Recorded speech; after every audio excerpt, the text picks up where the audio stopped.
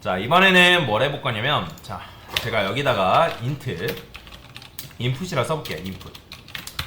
여러분들이 이 stdio를 쓰게 되면 뭘 쓸 수 있다 했죠?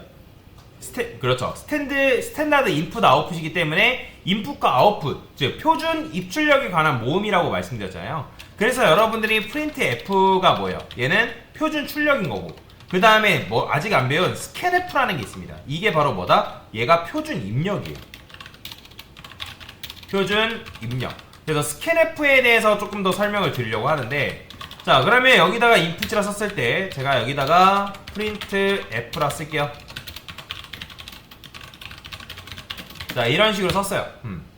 자, 그러면 사용자가 키보드로 입력을 해서 그 input이라는 변수에다가 뭔가를 입력을 할 건데, 그럴 때 쓰는 게 바로 뭐다? scanf다. 근데 이제 여러분들이 이 scanf를 사용하려면, scanf를 사용했을 때 이 C 언어 자체에서 뭐라고 하거든요. 그래서 이제 요걸 방지하기 위해서 여기 위에다가 뭔가를 추가를 해줘야 돼요. 일단은 제가 쓸게요. 자, 일단 코드는 어떻게 쓰냐면 %t 그 다음에 여기다가 input 이런 식으로 쓸 건데, 그러니까 이게 지금 문법이거든요. 문법인데 여러분들이 이걸 딱 쓰고 이걸 실행하려고 하면 얘가 뭐라고 해요? scanf 자체가 자, 뭐라 하죠? 실행이 안 된다고 합니다. 그래서 이제 이걸 실행하려고 보면 여기 보면 crt secure no warnings 뭐 이런 걸 붙이거나 아니면 뭐 4996이라는 에러 메시지에 대해서 이제 뭐 막아줘야 되는 건데, 이거는 scanf를 썼을 때 그런 문제가 발생하기 때문에 그래요. 그래서 그냥 crt no secure no warning이라고 이렇게 검색해보면 보안 경고라 해서 사람들이 올려놓은 거 있어요. 그래서 이제 이거를 여러분들이, 자, 여기 보면 이제 뭐 scanf s를 쓰라 라고 되어 있는데, 뭐 대표적으로 scanf가 보안상에 문제가 있어서 뭐 이렇게 되어 있지만 연습할 때는 상관없어요. 근데 이제 scanf s를 잘 쓰진 않습니다. 그래서 scanf s랑 뭐 scanf를 쓰는 거는 뭐 큰 차이가 없기 때문에, 그래서 여기 보면 여기 crt 여기 있죠? 요걸 붙이라고 얘기를 합니다. 그래서 그냥 여러분들이 요 scanf를 쓸 때는 요 맨 위에다가 요걸 붙인다 라고 생각하시면 돼요. 자, 근데 이제 나는 이게 붙이는 게 너무 귀찮다 라고 하면 여기 여러분들 프로젝트 있죠? 이 파일에 속성 들어가 보면 여기에 뭐가 있냐면, 얘 클릭해보면 여기에 SDL 검사라는 게 있어요. 요걸 여러분들 아니오라고 체크하게 되면 요거 안 써도 그렇게 뭐라 하지 않습니다. 그래서 둘 중 하나 쓰시면 돼요. 자, 여튼 여기다 이제 F5 누르면 자, 실행이 되죠? 그 다음에 정수 입력하면 잘 입력이 되는 겁니다. 자, 입력이 되는데, 자, 여기서 중요한 거는 입력하고 그게 중요한 게 아니라 여기서 이게 중요한 거예요. 자, 원래 코드는 여기서 이렇게 써야 되는데 이거를 제가 만약에 이렇게 써볼게요. 자, 이게 왜 문제가 되는지 아시는 분? 일단 %d라는 게 뭘까요? 이게 서식 지정자죠. 데시멀.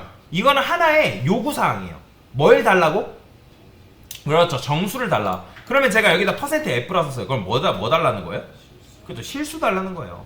자, 근데 %d라고 어쨌든 썼는데 지금 정수를 받아야 돼서, 그런데 생각을 해봅시다. 여러분들이 배달 음식을 시켰어요. 근데 배달 음식을 시켰을 때 우리가 음식만 시키고 끝나나요? 아니죠. 그렇죠. 우리가 내가 요구사항, 이거는 마치 뭐냐면 %d라는 건 요구사항이잖아요. 여러분들이 오늘 날씨가 꾸릿꾸릿해서 짬뽕을 먹고 싶어요. 그럼 짬뽕을 먹고 싶으면 여기다가 뭘 해야 돼요? 어디로 배달을 해달라 얘기를 해줘야 되는 거잖아요. 그쵸? 이해되시나요? 이런 식으로 얘기를 해줘야 되는데, 지금 이거는 마치 뭐랑 비슷한 거냐면 이렇게 생각하면 돼요. 자, 방이 있어요. 방이 있는데 그 방 안에는 공간이 있대요. 공간. 그러면 이제 배달기사가 그 공간으로 찾아와가지고 거기다가 이제 어떤 값을 넣어줘야 되는데, 근데 그 공간 안에는 뭐 곰인형이 한 마리가 있대요. 곰인형이 있어요. 이런 식으로. 곰인형이 있는데, 자, 이 사람이 배달기사래요. 그러면 배달기사가 아까도 말씀드렸지만 이 공간까지 찾아와가지고 거기다가 어떤 음식을 배달을 해줘야 되는 건데, 자, 이 곰인형의 이름이 뭐 예를 들어서 푸래요. 곰돌이 푸. 그러면 이 푸가 어디에 들어있고 얘가 뭔지 이 배달기사가 궁금해할까요? 안 궁금해요. 궁금해하지 않습니다. 이 사람은 요 안에 뭐가 들어있는지가 궁금한 게 아니라 이 사람은 뭐가 중요한 거예요? 여기에 주소가 중요한 거예요. 주소. 주소를 알아야지만 얘가 음식을 여기다가 배달을 해줄 수 있을 거 아니에요. 그죠? 왜냐면 어차피 여기다가 이제 여기에 뭐가 들어있는지 뭐 사실 크게 상관없는 게 뭐예요? 어차피 여기다 값 넣어주면 얘는 어떻게 돼요? 날라갈 거 아니에요. 그죠? 데이터 날라가잖아요. 그런데 자 지금 여러분들이 코드를 이런 식으로 짰을 때 이게 만약에 10이래요. 그러면 여기다 그냥 뭘 준 거예요? 그죠? 이거 그냥 10 준 거예요. 10. 그러면 10을 줘봤자 의미가 있어요? 없어요? 아무런 의미가 없다라는 거예요. 내가 뭘 먹고 싶으면 그 먹고 싶은 것만 요구사항만 말하는 게 아니라 거기에 대한 뭘도 얘기해줘야 된다? 주소값도 같이 얘기를 해줘야 된다고요. 그래서 여러분들이 스캔F 했을 때 그냥 일반 변수의 값을 넘겨준 게 아니라 엠퍼시드 요게 붙는다는 건 뭐예요? 이거는 그렇죠. 주소값인 거예요. 주소값. 그러니까 즉 뭐예요? 이 주소값에다가 내 요구사항을 넣어줘라 그런 의미예요. 배달해달라 그런 의미라고 생각하시면 돼요. 그렇기 때문에 스캔F 했을 때 주소값을 넘기는 이유가 바로 그런 이유 때문에 넘긴다라고 여러분들이 생각을 하시면 됩니다. 자 그러면 이걸 이용하면 뭐가 가능하냐면 이런 게 가능해요. 자 ages라 쓰고요. 저는 배열 쓰겠습니다.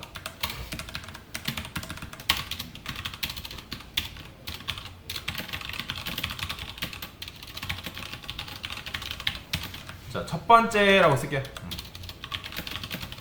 첫 번째 사람의 나이를 입력해달라.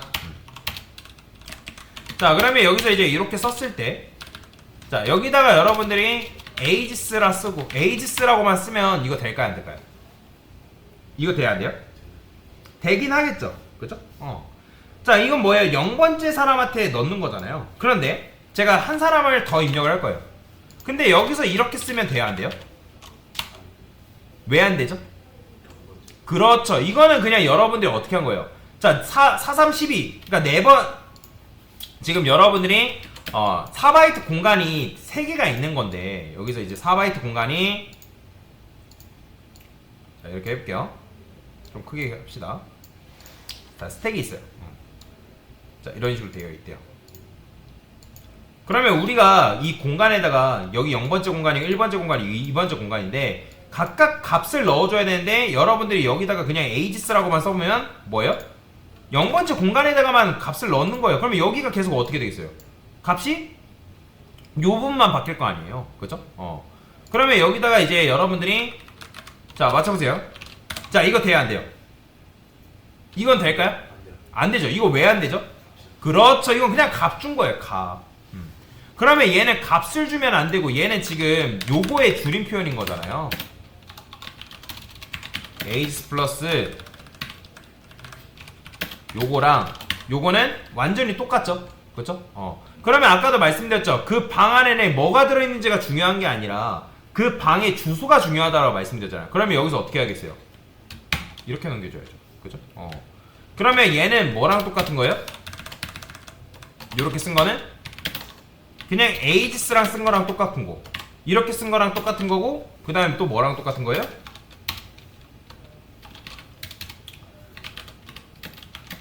이렇게 쓴 거랑 똑같은 거잖아요. 그렇죠? 뭔 말인지 이해되시죠? 그러니까 0번째 주소, 얘도 0번째 주소, 0번째 주소 다 똑같은 말이죠. 근데 얘는 거기로 0번째 주소로 간다. 얘도 간다. 틀린 말이죠. 그죠? 그래서 값을 주면 안 되고 여기서 주소를 넘겨야 된다. 근데 여기다가 제가 ages 플러스 1 이렇게 쓰는 거 돼야 안 돼요? 되죠. 그렇죠. 이건 뭐예요? ages 0번째 주소에서 몇 걸음 떨어지고 한 걸음 떨어진 거고.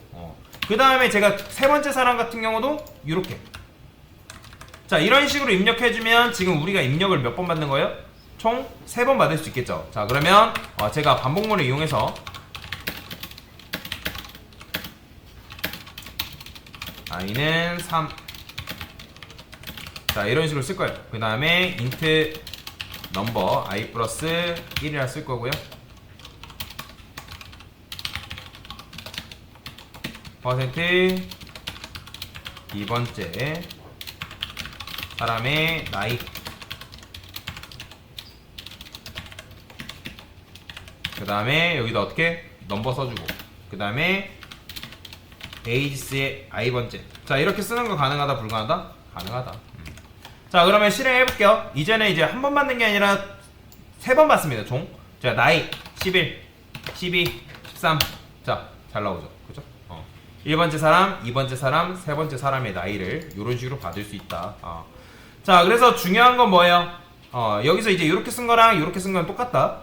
보시면 되고, 에이지스의 2번째 이렇게 쓴 거랑 똑같아요. 이게 배열 문법이고 이게 포인터 문법입니다. 자, 여튼 이렇게 하게 되면 여러분들이 이제 나이를 받을 수 있는데, 자, 중요한 거는 스캔F 했을 때 값을 넘겨주는 게 아니라 뭘 넘겨줘야 된다? 주소를 넘겨줘야 된다. 그게 핵심이다 라고 보시면 되겠습니다. 자, 그래서 왜 매개 변수로 주소 값을 넘겨주는지. 참고로 요 스캔F도 함수예요, 함수. 그 다음에 이게 첫 번째 인자값이고 두 번째 인자값이에요. 지금 매개 변수로 여러분들 이 두 개를 넘겨준 것 뿐이에요. 그래서 이제 이게 스캔F에서 왜 두 번째 매개 변수로 주소 값을 넘겨주는지, 그거에 대해서 지금 설명을 드린 거다라고 보시면 되겠습니다. 됐습니다.